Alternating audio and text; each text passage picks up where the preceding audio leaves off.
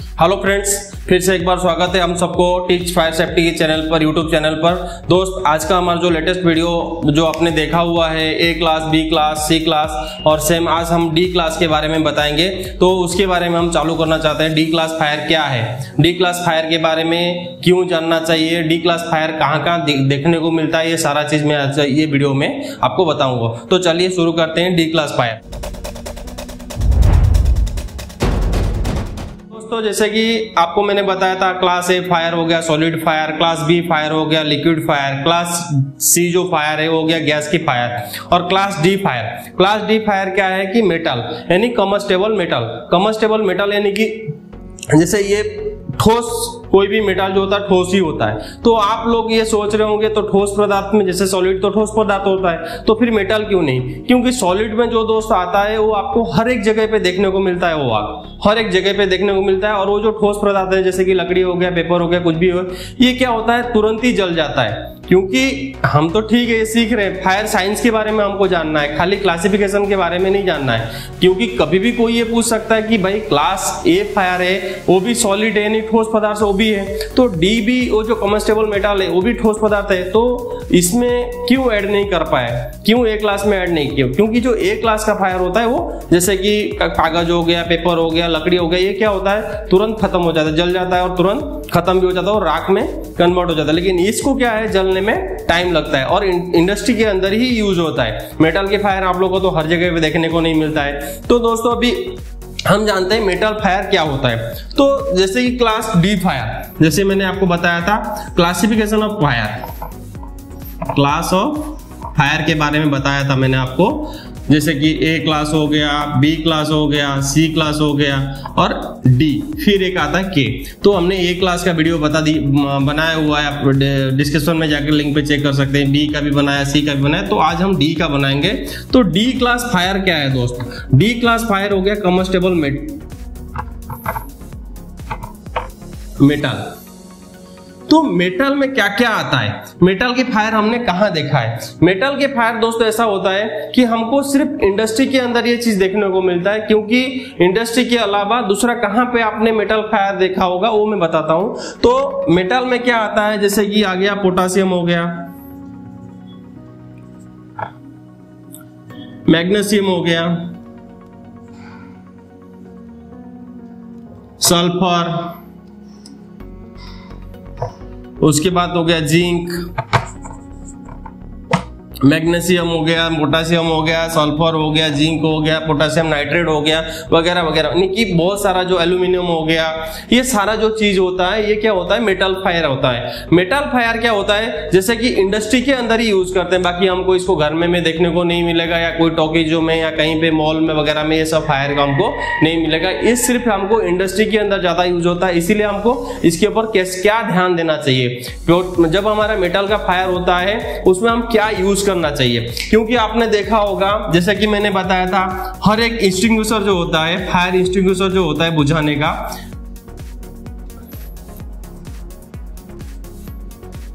किसी में लिखा रहता है ए बी, किसी में लिखा रहता है ए बी सी, किसी में लिखा रहता है बी सी, तो किसी में डी क्यों नहीं लिखा है? क्योंकि ये एक्सटिंग्विशर के ऊपर ये लिखा हुआ है किसके लिए कि हम इसको यूज करें।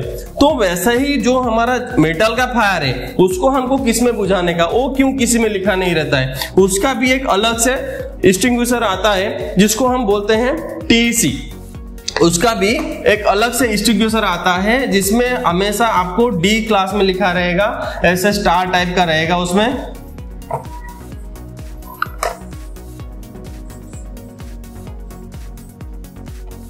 डी लिखा रहेगा उसमें।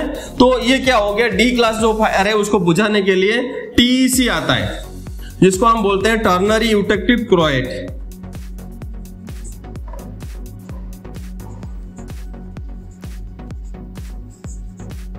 Ternary eutectic chloride. इसमें क्या होता है दोस्त, क्योंकि आपने देखा होगा जो मेटल का फायर है, मेटल का फायर हमको कहां देखने को मिला होगा, जैसे मैंने आपको बताया था कि हमने जो दिवाली में जो हम फुलझड़ी यूज करते हैं या कोई भी फटाका यूज करते हैं उसमें सबसे ज्यादा मात्रा में मेटल यूज किया जाता है। जैसे कि आप फुलझड़ी की बात कर लीजिए, फुलझड़ी जब बनाते हैं पहले उसकी तार की जरूरत होता है, चाहे कपर की हो चाहे कोई भी चीज, देखा होगा आपने तार रहता है, तार के साथ में उसमें जो मटेरियल मिक्स किया गया है वो पोटेशियम हो गया, मैग्नीशियम हो गया, सल्फर हो गया, पोटेशियम नाइट्रेट हो गया, ये सारा जो मटेरियल है, जो मेटल का पदार्थ है, ये सारे को क्या होता है घोल बनाते हैं। जैसे हमको कहीं पकौड़े बनाने के लिए हम घोल बनाते हैं, ऐसे इन सबको मिला के घोल बनाते हैं। घोल बनाने के बाद में क्या करते हैं कि उसमें हम उसको डुबा देते हैं, तार को डुबाने के बाद में फिर उसको निकालते हैं। तो ये जो उसका प्रोसेस है इस तरह से बनता है फटाका।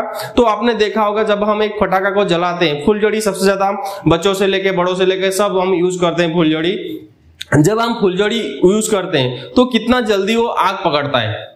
हम पहले तो जब दिखाते हैं तो थोड़ा टाइम लगता है, लेकिन आप उसी फुलझड़ी में दूसरा फुलझड़ी जलाओ तो सेकंड भी नहीं लगता है, वो जल जाता है, क्योंकि उसका जो होता है ना हीट जो है बहुत ज्यादा हाई रहता है। तो उसके लिए जो है स्पेशल टाइप का एक्सटिंग्विशर होता है टीईसी।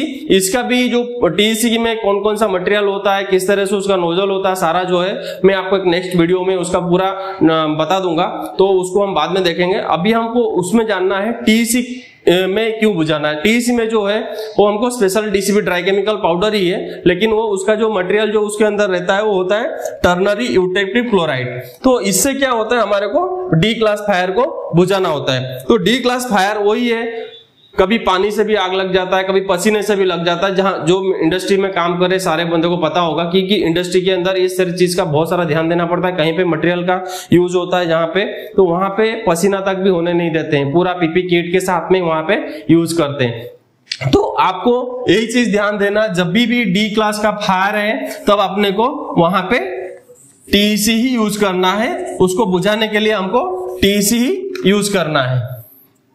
मेटल फायर में हमको टीईसी यूज करना है, टर्नरी यूटेक्टिव क्लोराइड। तो फ्रेंड्स अभी हम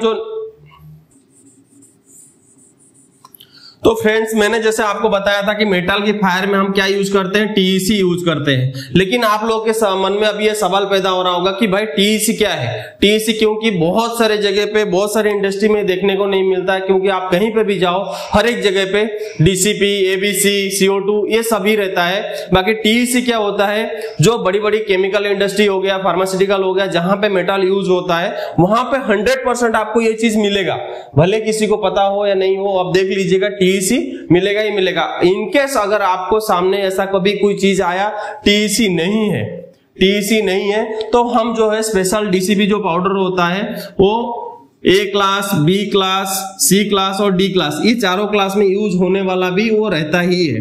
तो ये जो खास करके एबीसी में जो हम मोनो एमोनियम फॉस्फेट जो यूज करते हैं उसमें भी ये डी क्लास जो फायर है उसको भी हम बुझा सकते हैं। तो ये लेकिन ऑप्शनल है, बट कहीं पे भी इंडस्ट्री के अंदर वो रहता ही है। बाकी ये एबीसी जो रहता है उसको हम यूज कर सकते हैं, बट ये ऑप्शनल है। अगर जब टीईसी है तो हमको 100% इसमें टीईसी यूज करना है, क्योंकि इसकी जो टेम्परेचर है, इसकी टेम्परेचर को संभालने के लिए जो ये मटेरियल बनाया गया उसी हिसाब से बनाया गया है। तो हमको क्या करना है, कभी भी कहीं पे आग लगा हुआ है मेटल का तो हमको इसमें टीईसी ही यूज करना है। अगर नहीं है तो ऑप्शनल में हम ये यूज कर सकते हैं। तो दोस्तों हमारे चैनल में बने रहने के लिए, हमारे नए नए वीडियो देखने के लिए हमारे टीस फायर सेफ्टी चैनल को सब्सक्राइब कर दीजिए और बेल आइकन को क्लिक कर दीजिए। धन्यवाद।